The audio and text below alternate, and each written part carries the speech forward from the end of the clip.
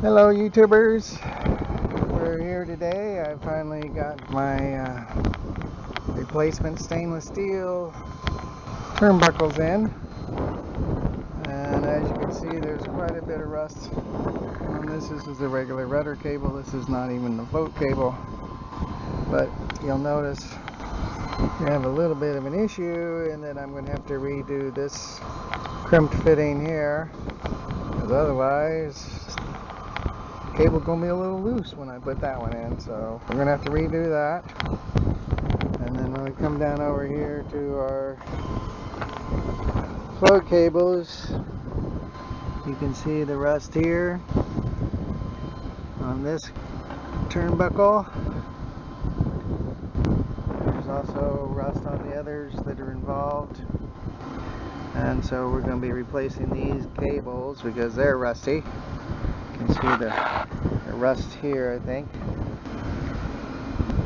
This one doesn't look rusty right now because I painted it last week, but anyway, we're going to be replacing these cables, and they go up into the fuselage up through here and connect into the main rudder cables. So we're going to be busy for a little while. It's cloudy, so it's not going to be too hot, but I might get sprinkled on, so I'll try and keep the camera going as long as I can to show you what's happening. The first thing we have to do is get these turnbuckles off, which, as you can see, I made up the cables on the turnbuckle, so that has to be changed. And what we're going to do is we're going to clamp here with a clamp, nice soft clamp, to keep tension on the I'm going to clamp down here, I'm sorry I didn't show you, where it goes in the fuselage, keep tension on the cable, so even though there are little cotter pins that keep the cables from jumping off the pulleys that are inside, this will make it easier so I don't have to worry about that happening. But anyway, this is where we're at.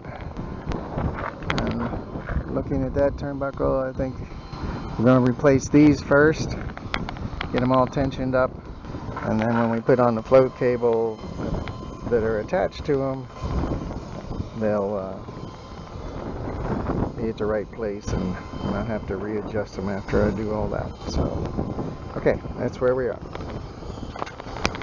Okay, YouTubers, what I've been able to do is I use my side grinder, and I ground down on this Nicopress sleeve here, and got it real thin, but I didn't touch the wire, and I was able to take a couple of vice grips and basically split it open. And as you can see, the wire is nice. You can see where the aluminum had gotten into the wire. That's where that's how they work. They bind into the thing when you crimp them. But that way I didn't have to destroy the turnbuckle taking it off, and now I can adjust the wire to the proper length and not be wasting a lot of wire. By the time you cut it up here, loop it, and do all that, you lost a couple inches, so we didn't want to do that. So anyway, first one on the main rudder cables is taken apart, so that's good. Okay, I'll keep you informed as we go. Okay, YouTubers, I have a new turnbuckle in place. It's going to be stronger than what was there because the pins in here are, the hole in this is a little bit too small. I've got the original bolt back in, but we'll change that. These do not have the little witness holes that normal turnbuckles have to let you know that you're in far enough, but each barrel is threaded in, or each screw is threaded into the barrel 1/3 the length of the total length of it so far, and so I've got plenty of room to bring it up. I remembered to put the heat shrink on. Put the heat shrink on the cable before I crimp everything so that I can cover this and make it nice.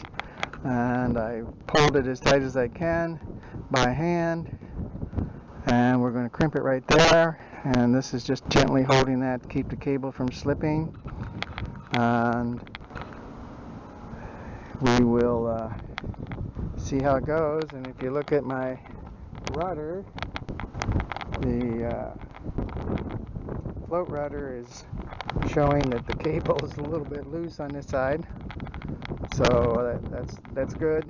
It means everything's still attached and everything, but we're going to crimp this, and then we'll do the other side and then tension it up, and we'll drill this little hole out just a teensy little bit, and we've got plenty of room in the aluminum, so we don't have to worry about that. But anyway, this threaded rod here, part of the stainless, is actually bigger than the cable, so I'm not worried about the strength anything, and at least I don't have to worry about the corrosion anymore. Okay, so that's where we are so far. Okay, YouTubers, as you can see, I've crimped the fitting onto the cable, and I've pulled it up a little bit, tightened it back up. Not all the way, but I got it tight. And there's actually 3 crimps. You crimp this one first, that one second, and that one third. And that's the way it's supposed to be done. It's best hold, I guess. So anyway, all I got to do is trim this off here, slip this up over top of that, and then this one on top of that one, and heat shrink it. I'm going to wait just a few minutes. The wind's pretty bad at the moment, so it's going to be hard for my torch to do that. And then we got to put the lock nuts on here, and then of course we have to also safety wire it from here through the hole like I did before. So anyway, I'm going to take apart the second one over here on the other side, and try and keep the camera running because show you a little bit more what's going on. Okay.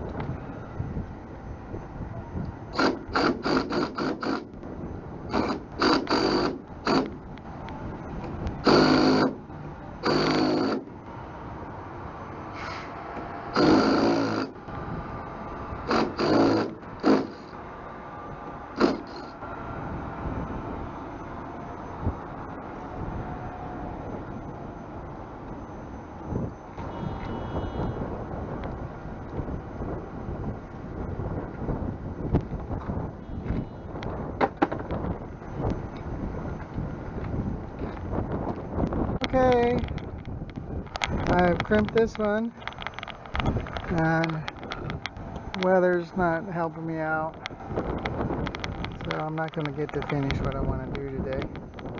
I'm going to clip these off, heat shrink them.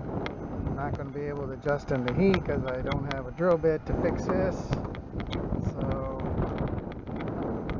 anyway, that's kind of where we're at.